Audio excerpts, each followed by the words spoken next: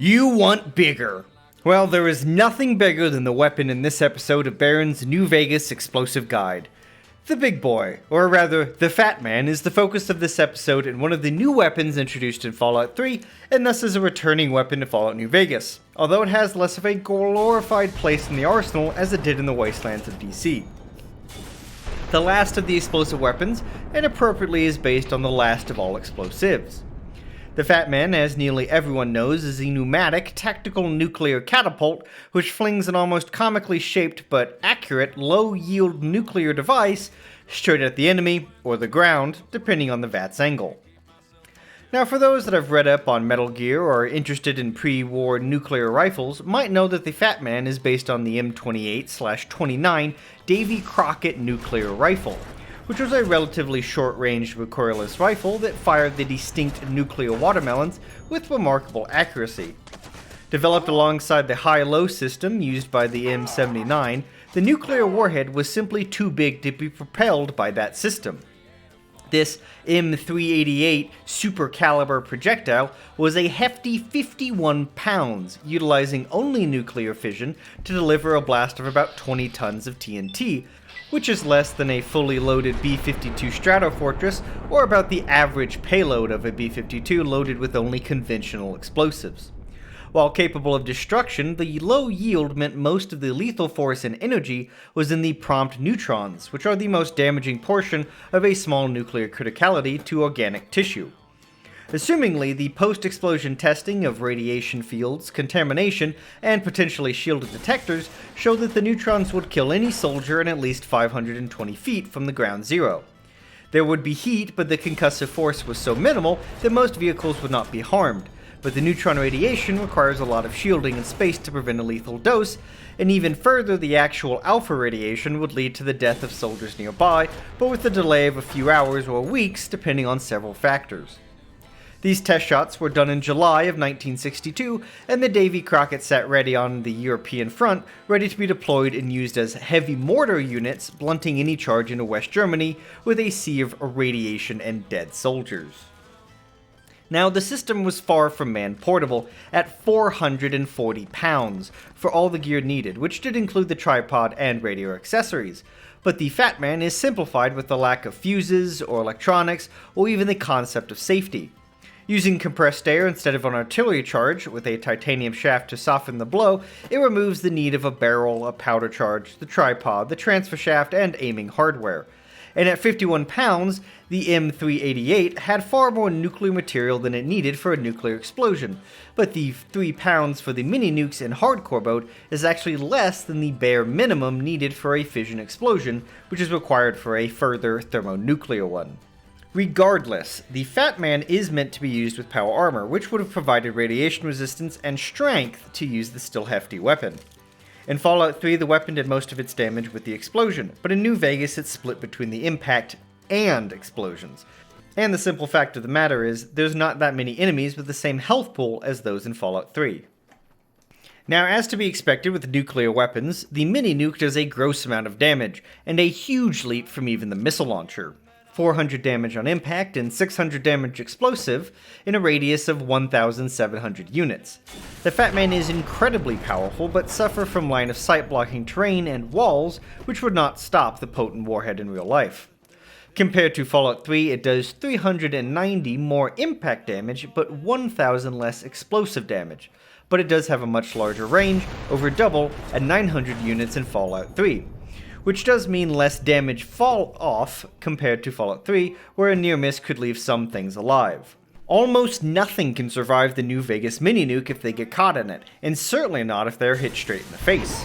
Like before, the Demolition Expert perk only affects the explosion damage, but the impact damage is so great that the other damage perks, Lord Death, Bloody Mess, and Thought You Died, make even a grazing deadly.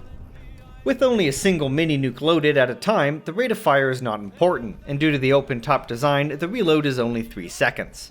As long as you don't miss, the one shot is all you need. But if you want to have the information for it, if you make direct hits, the DPS is 275.2, but that is a poor metric to rate this one-shot wonder.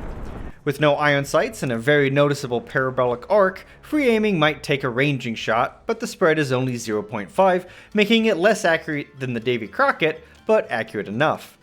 In VATS, it costs a hefty 65 AP each shot, with 10 AP required to reload on top.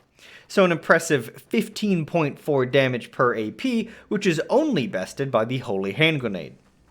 Now it should go without saying, but taking splash damage and using this weapon, especially if you don't have the prerequisite skills, will result in the fastest way to hear the game over music.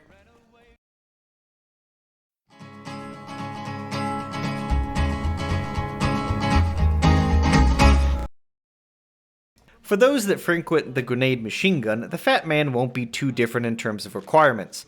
Needing 100 explosives and 8 strength, the Fat Man is what you expect from a final heavy weapon. But it is the heaviest weapon in the base game at 30 weight, and combined with the 3 weight mini nukes means 10 shots are a painful 60 weight. Now heavyweight will drop the weight to more manageable levels, letting you take more mini nukes, but when combined with the weapon mod it will drop it even more.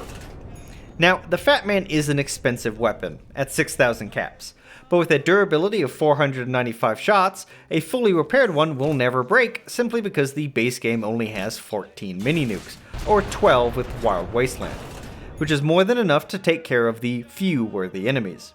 Now, some DLCs change the limited ammo supply, and several mods add them into merchant inventories as well. Now, to make use of those 14 mini nukes, there is one mod for the Fat Man at only 2,500 caps. The Little Boy kit, named after the first nuclear bomb used on Japan, cuts the weight in half down to 15, which goes down to 7.5 with heavyweight, taking it from the heaviest to less than a laser rifle. Given that an explosive player would probably be taking heavyweight, this mod stacks with it, the Little Boy kit is a great buy. Combine that with the fact that it can be gotten for free, or at least the Fat Man can, and those 2,500 caps are the only thing you have to worry about. In fact, there are 4 places where one can get that weapon.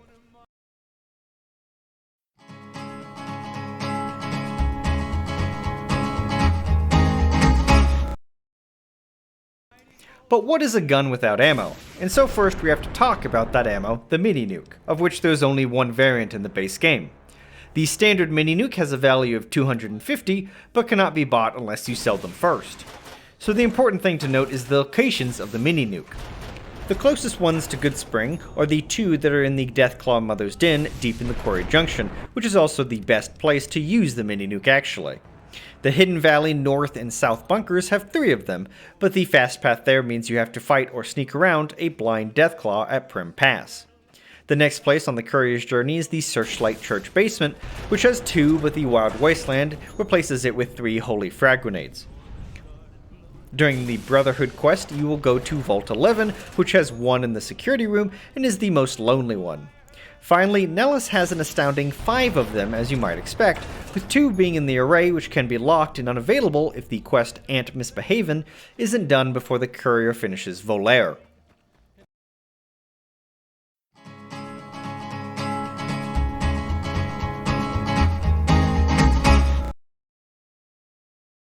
Now for the actual weapon itself, it can be found on several dead corpses. It first can be found on a dead prospector in Cottonwood Crater, which you do have to beware of the golden geckos. They can be found on a super mutant in the back route to Red Rock Canyon from Jacobstown, which you have to beware of the Cazadors. In Courier Junction, it's in a pool, if you can avoid the Deathclaws. And finally, an infinite amount can be acquired from a dead super mutant in No Paw Cave, who will respawn every few days with a new one and very low health, which you should beware of the fire geckos in there since he won't kill them all. No Paw is probably the easiest one to get and the one with the most value. Now for those that want to spend money, the Nellis Munitions Manager, Knight Torres, the Arms Merchant and 188, and Blake can all sell them, with Nellis being the most reliable place to get one. And on the final note, the Fat Man is not the poster child of weaponry that it is in the Bethesda Fallout games. It's a novel thing in Fallout 3 where the collecting of mini nukes was popular, and there's a higher density of enemies to use them on, like the Super Mutant Behemoth, or the Albino Radscorps, or even the entirety of Adams Air Force Base. In New Vegas, there's only 14 mini nukes compared to the 74 in Fallout 3's base game, and there are no targets that need that power of mini nuke, although the Deathclaw Promontory and Quarry Junction in New Vegas provide open spaces to use them. When it all boils down to it, it is a curiosity. But with the GRA and Heavyweight perk, it can be an interesting weapon to pull out on a moment's notice to show factions you have the power to make a second sun shine in the brightest day.